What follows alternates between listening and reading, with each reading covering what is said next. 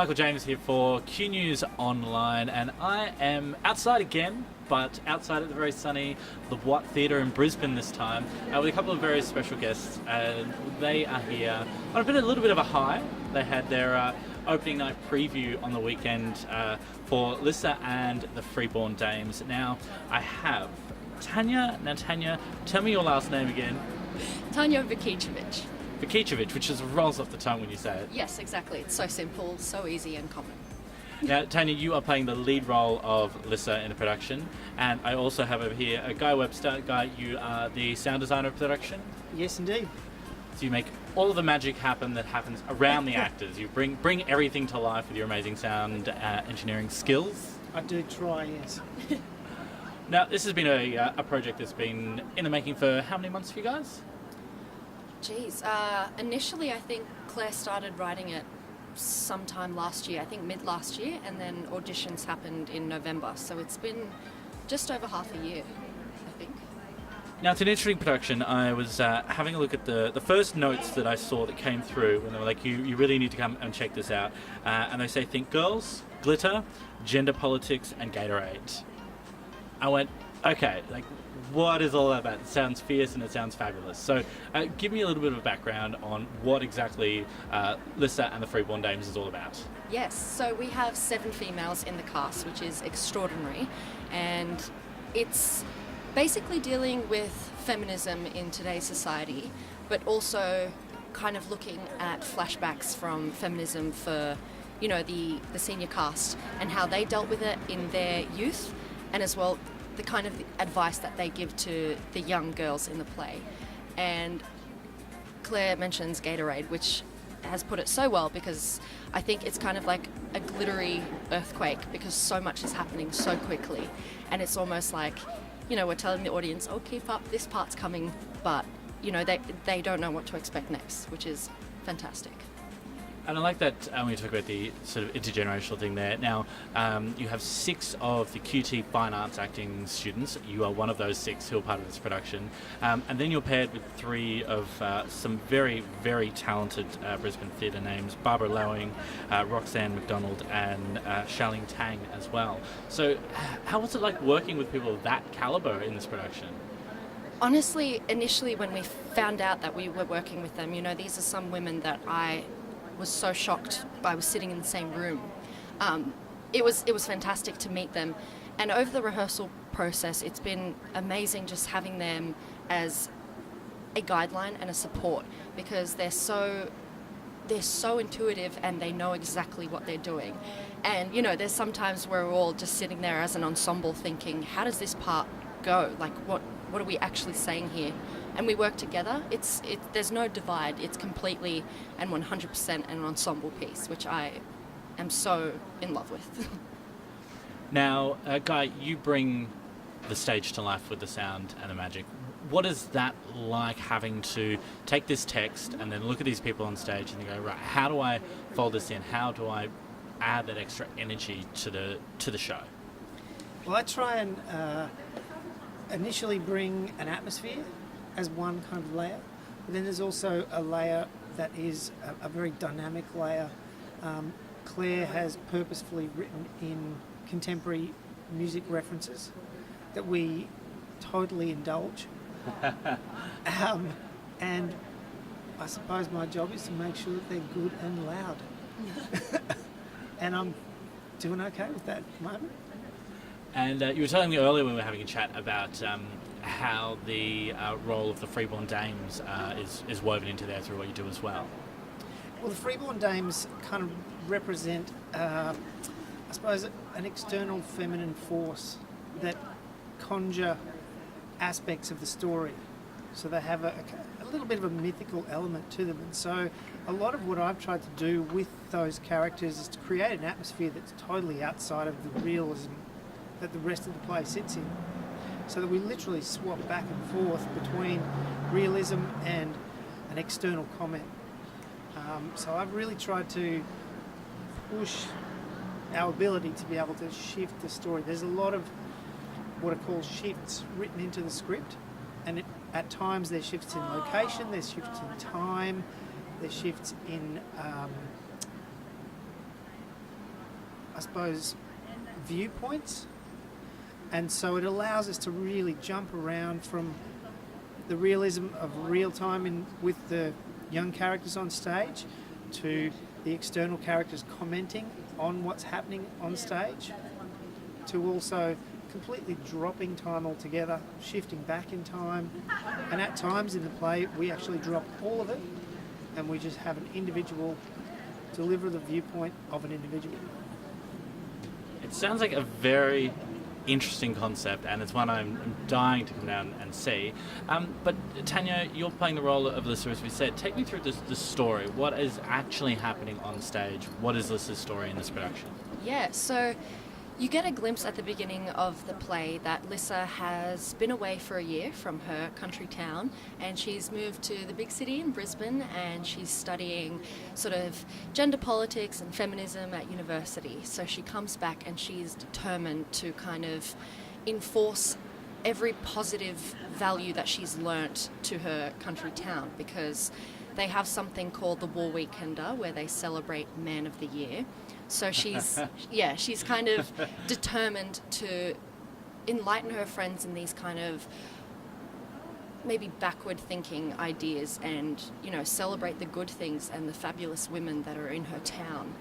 And not everyone agrees, and some people get on board, maybe a bit slower than she expected, but she's just so passionate about what she knows can happen, and she believes deep down in her heart that it's a good thing and it's the right thing to do. And her friends are kind of like, "Oh, sweetie, you don't know how things run here," which is right. It's, you know, it's traditional and it's how it's worked for hundreds of years. So, yeah, she's kind of like the needle in the haystack trying to make change. And where does all this take place? It's an interesting setting to try and make a change there in that regard. Yes, so the play is set in 2017, and you are also told at the beginning that Lysa has just watched the International Women's Marches that happened last January in 2017. So she's so passionate and excited about this. And, you know, it's kind of that anger that I think sits within a lot of women and their personal experiences to make a change that is positive. And a lot of the women in her life aren't aware of it, or maybe didn't even realize, you know, that these things were happening in their life. But it's a very modern and recent play, and I think a lot of young people can resonate with some of the themes that we're talking about. And as well as, you know, mothers and grandmothers, aunties, like Guy was saying, that the women with their monologues, you know, it's hard not to see someone in your life in those roles. Some beautiful sentiments there. Now, you were talking about the World's Women's Marches and everything else taking place globally. We've got some beautiful hats on at the moment. Yes, we do. They are stunning. I love the colour. I love what they do for my face. But there's obviously something deeper behind these. Why are we wearing these hats? What are they all about? Yeah, so it's hard not to know who the President of America is currently. So that's Donald Trump, and that guy. Yeah, he very famously and rudely said, "You can do anything. You can grab them by the pussy." So what we've got on right now is pussy beanies, and they are kind of a stand, an action of saying, you know, this pussy grabs back, and whatever you think that you can do to women, we are so much stronger, and we've got, you know, just a whole toolbox of things that we can throw right back at you. And yeah, it's just sort of encouraging every woman out there and every male to take a stand and realize that it's not okay to put up with these things, and that you don't have to put up with these things. So yeah, it's just a nice little statement that we've made, and they've been knitted by some of the cast and crew. Wow. So yeah, this is a lot of hard work. I couldn't begin to think how to knit. Gee, did you knit some of these, guys? No, I didn't. Our illustrious stage manager, Pete Sutherland, is a knitting queen from way back. And he taught all of the cast to knit. Mm-hmm. And so they were in between their scenes knitting in the rehearsal room.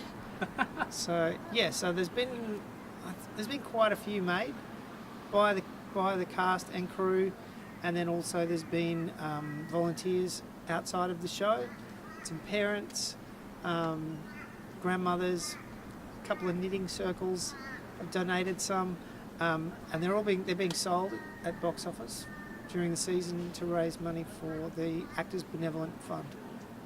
That's fantastic. Now, also back to you, Guy. There's a very strong female cast here. It's a very feminist piece. What's it like bringing your male voice and your male perspective into such a strong feminist performance? There was a couple of times that I spoke to the idea that actually, in some cases, the language of politic, in this case feminist politic, was a distancing, and the script in that way has evolved to ensure that it doesn't just put someone on the outer, but actually makes a real effort to be inclusive and informative. But I think from a male perspective, the room's been an absolute feminine powerhouse, which has been amazing to be part of. Not at all exclusive, completely inclusive. And the play doesn't just deal with feminine perspectives, it totally deals with masculine perspectives. From a father's perspective with his daughter to the perspectives of two young men, and they each have completely different responses to the situation.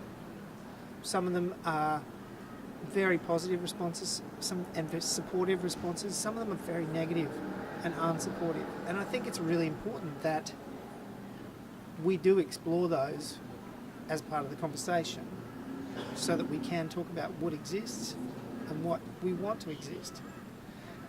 So from a masculine perspective, in this play, it's been really great to see that all of those elements, caring and supportive and the negative aspects, are kind of illustrated as part of the conversation.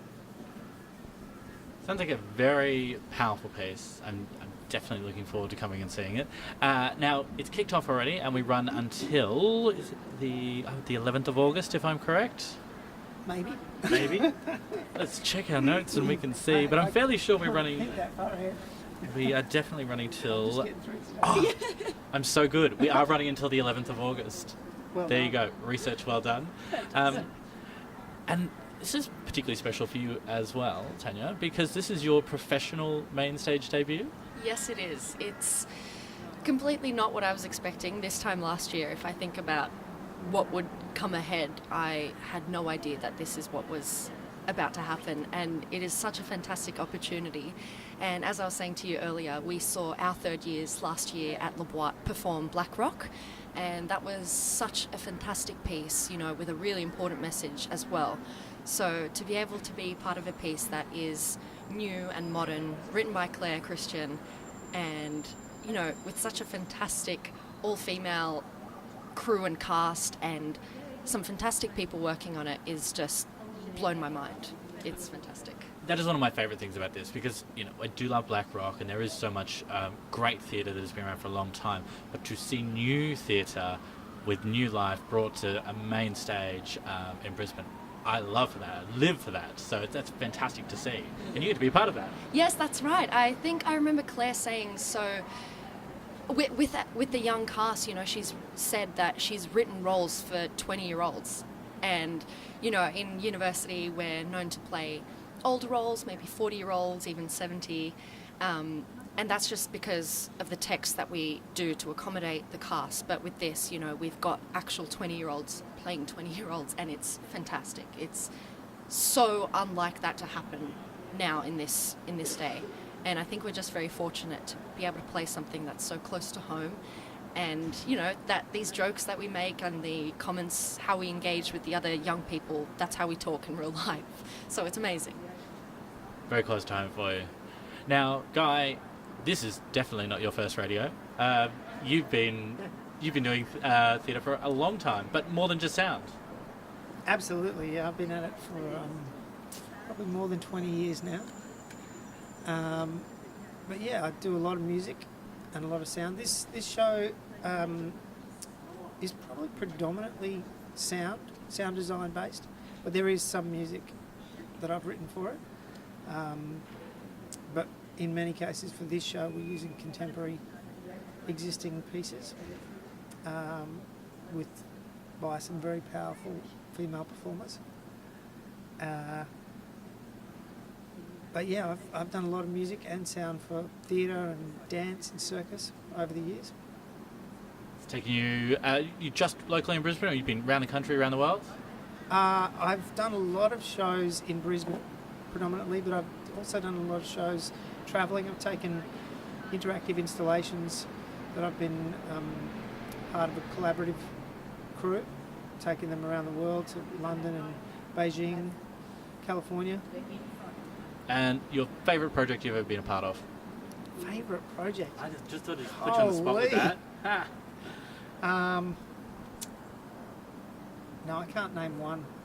It's more actually about, usually it's to do with the experience of the collaboration is usually my favourite part of a project, not necessarily the project itself, but the experience of the collaboration.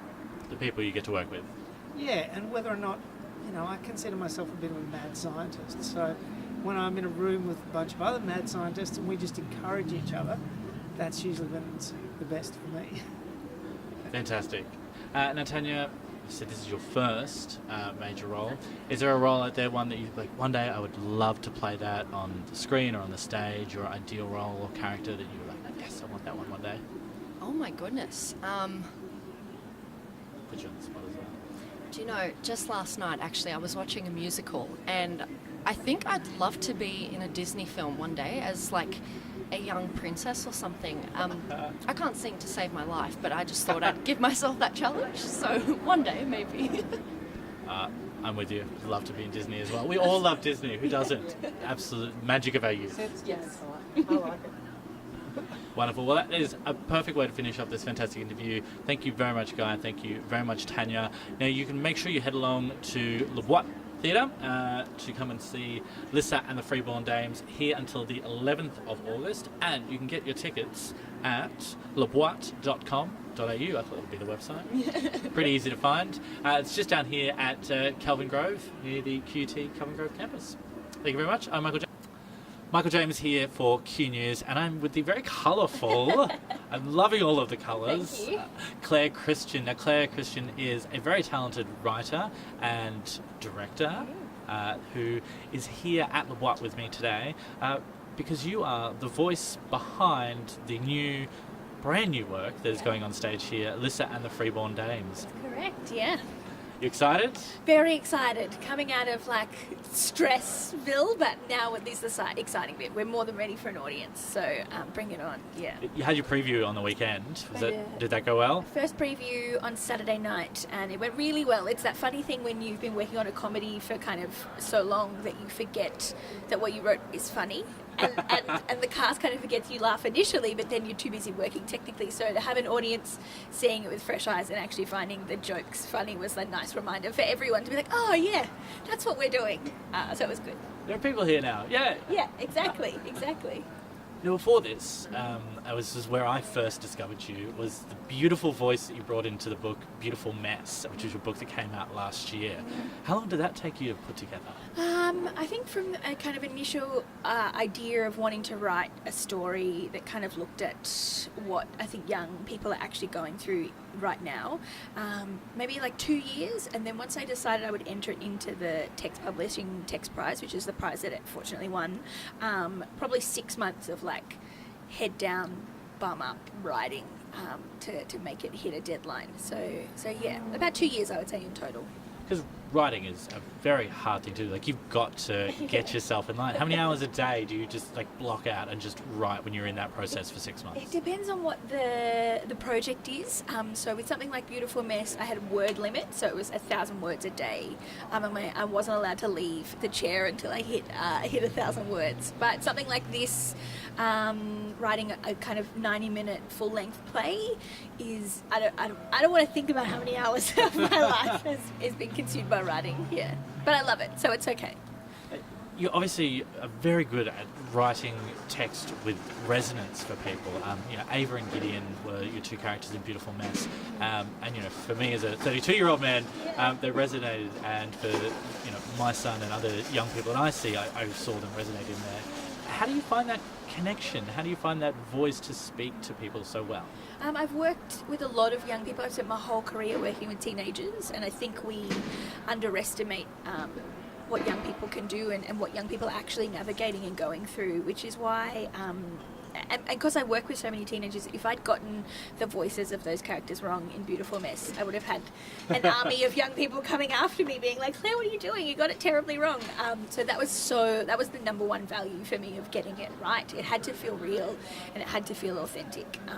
And with something like Lysa and the Freeborn Dames, it was the same thing. The central character is a young, queer, 19-year-old woman who, if I had got that wrong, that would have been the worst thing ever. Like and young people, I think, had to be the lead to tell this story, to kind of reflect the moment, the political shake-up and the conversations we're having about gender and sexuality right now. Of course, the lead had to be a young woman. Yeah. Absolutely. Now, there seems so much to Lysa in the Freeborn Dames. It looks really exciting. And you took that inspiration from the original text of Lysa Strata. How did you bring it from that to this? I think I'm kind of describing it as a response to that work, which was written by Aristophanes in like 400 BC. And the central joke of that comedy was a woman being powerful and making change. So in 2018 we know that is no longer a comedy, that's entirely possible. So I kind of used that and I studied at uni and I hated the play then. So when I was looking at something kind of as a reference point to inspire work about where we sit right now, it seemed like the perfect kind of response to. So we have a contemporary Greek chorus of like badass professional senior women, and then a younger cast as well. Yeah, there's 10 actors on stage, so it's massive. Yeah, it's a lot. And I saw those badass women you got cast in the leads. Like, you've got some amazing Brisbane talent on stage. It's like working with them, who have just, I don't know how long they've been there. Collectively, they've probably got 50 years between them. We counted, and between the four of them, so it's Barbara Lowing, Roxanne McDonald, Charling Tang, and Hugh Parker. So all of them have 20 to 30 to 40-year-long careers. So between the four of them, they've had over 100 years kind of working locally, nationally, and even internationally. So it's been incredible for me as a writer to have their eyes on the work and kind of to get their feedback. But for the young actors and newly emerging actors in the show, it has been invaluable to watch these incredible professional artists work. Just sitting and watching them work and play and see how they interpret a text, that's been a whole degree, I would say, in kind of just rehearsals of watching what they do. They had the beautiful element, as I was talking to Tania earlier, of not necessarily needing interpretation too, but you're the writer, you're sitting there in the room, and them actually being able to turn to you and be like, actually, can you tell me what this is? And you just go, yeah, that's what it is. This is what it was to me, yeah, absolutely. And it's a beautiful thing as well to watch actors take your words and do what they think and do what they want to do with it. Because there's often times where I'm like, oh, that's way better than I thought. Oh, that's not what I thought it was, but that's better, like, thank you. So yeah, that's what I love about theatre, is that it's so inherently collaborative, and that it takes an entire team of people to put something together, which is beautiful, yeah. Is there any times where you have to kind of just sit back and let them do what they're doing with your text and just like, I know I can't say anything right now because I'm not directing and I'm not the actor on stage, so just go with it? Totally, absolutely. Yeah, there's been a few times where I've had to like bite my tongue, not through a bad way or anything, because the team's so beautiful and collaborative, and the relationship I have with Tania Vukicevic, our director, is so open and honest, and if she had any questions or wanted to change things, the first thing she would do would be talk to me. If there was things that I wasn't sure of, I would talk to her. So it's that kind of union in a creative work is so vital, because everyone feels comfortable and safe, and that's how cool things get made. Yeah. And you did your first book last year, which won an award. What was that award again, tell me? It won the Text Prize, which is through Text Publishing, for a new young adult fiction work, and then it's been shortlisted for a few other things. So it was shortlisted for the Australian Book Industry Award for young adult fiction, and a couple of other things as well, which is just like mind blowing, and I feel incredibly grateful. Yes, because you're still a young woman. Yeah, so it's so wonderful that the book has had the response that it has had. Yeah, I'm feeling very grateful indeed. And you have another one ticking away in the brain? Another one is ticking away. I'm writing it. I'm writing it now. I'm about halfway through, and it's a contemporary romance. It's not a YA. This one. It's a contemporary romance about a bisexual woman who is in her mid-30s who realizes that she needs more pleasure in her life, so she kind of goes on a quest. Yeah. Interesting. Yeah. I love it, and I love the bisexuality as well, because I think there is so much of an absence of bisexual visibility in any community at the moment. It's bi-erasure, I suppose, is very prominent. Yeah, especially in things like that are contemporary kind of romance. The idea of what we think of that is, large man and tiny petite woman, and kind of, if we can dismantle that, I think in a book that is still completely accessible, that's my plan. Yeah. How long are you giving yourself to try and knock that one out? I want to finish it by the end of the year. That's my goal. So now I've said it, so I have to do it now. Exactly. It's said, it's done, it's been recorded. It's in the universe. Have you got anybody ready to publish it when you're ready to go? Not yet. A few people who are interested in reading it once I'm ready to have some eyes on it, so that's really lovely as well. So fingers crossed that you get to read it soon. My fingers are definitely crossed. And tell me, do we ever get to hear from Ava and Gideon again, or is their story done? I think their story is done, but I haven't put it to bed completely. I kind of like the idea of coming back to them in a few years, because I think meeting them in their early 20s is probably a really lovely thing, especially around the idea that the central audience were the same age. They're a 16 and 17-year-old character, so I like the idea of them being able to follow them when they are then in their early 20s as well. And because early 20s is such a complicated, weird time in your life, again, compared to your adolescence, so maybe. I won't say no.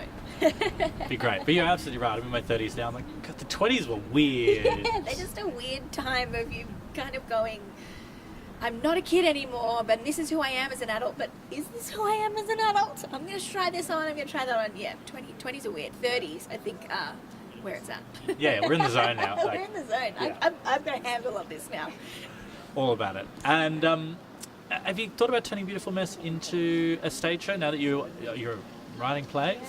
It started initially as a play, because that's kind of where my world has always been, but then I kind of maybe got a little bit into it and it became something else, and that scared me, because I was like, but I'm a playwright. What do you mean I'm writing a novel? But now I'm kind of, yes, I think it absolutely has potential to go back to stage, and I'm in conversation about the possibility of it even becoming a film. So I would live for that. yeah, so fingers crossed that is what happens.